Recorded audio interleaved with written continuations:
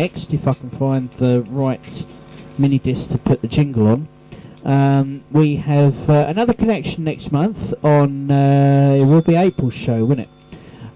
On April's show we will have another jingle, another connection, courtesy of Colin, and this echo is really distracting. I'll try and I feel like I'm on the top of a cliff and I'm shouting and listening to the echo of my voice.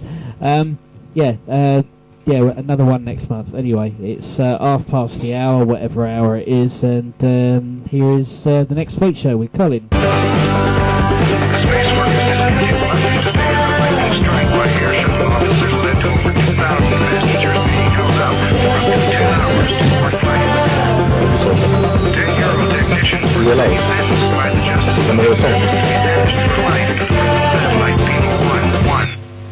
Right, we'll start off again like we usually do with the end of last month, and we had Swansea won their first major trophy in their 101-year history after beating League 2 side Bradford 5-0 in the Capital One Cup.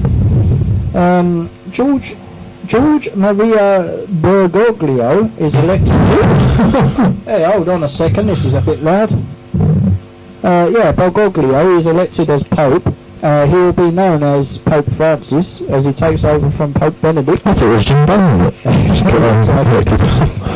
He becomes the first Latin American to head the Catholic Church at the age of 76.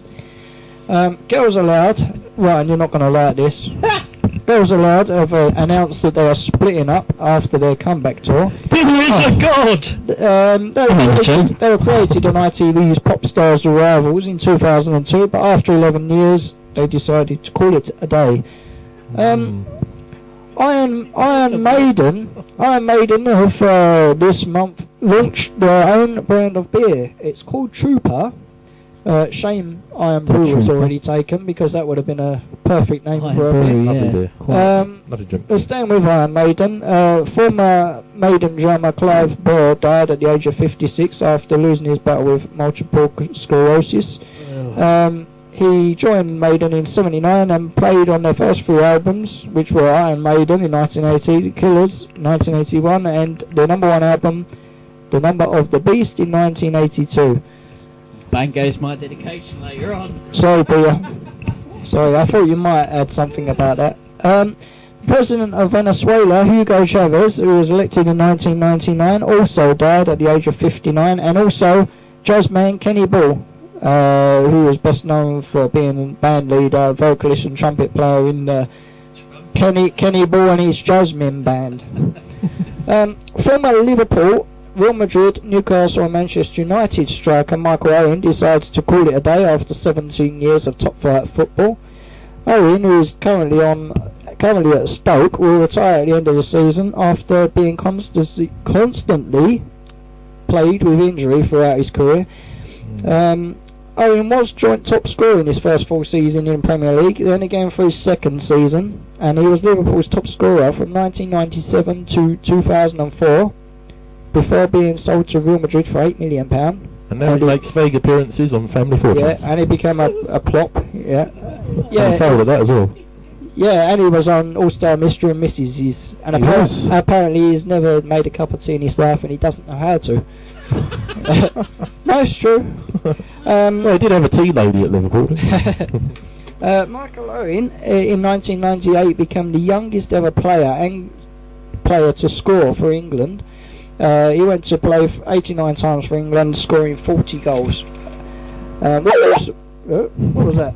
Pardon? I'm desperately trying to get rid of this echo while you're talking. Last month we told you about a man who wrestled a shark while he was in Australia that was swimming towards a load of kids near the beach. It turns out that, he was classed as a hero in the paper, but it turns out that he was apparently signed off work sick. So when his bosses found out about this heroics in Australia, they sacked him, and also his wife got the sack from her job because she was supposed to be off sick as well. Earlier this week, a 14-year-old girl was killed by 4 out-of-control dogs as she was around her friend's house eating a pie. There were 5 dogs in the house, but one of them was in a cage, and apparently all the dogs got shot by the police, and Well, not all of obviously them. the The one in killers. the cage didn't. yeah, the one in the cage didn't. He but was the a rest good of them dog. did. Yeah, well, no, he probably wasn't. That's probably why he was in the cage. But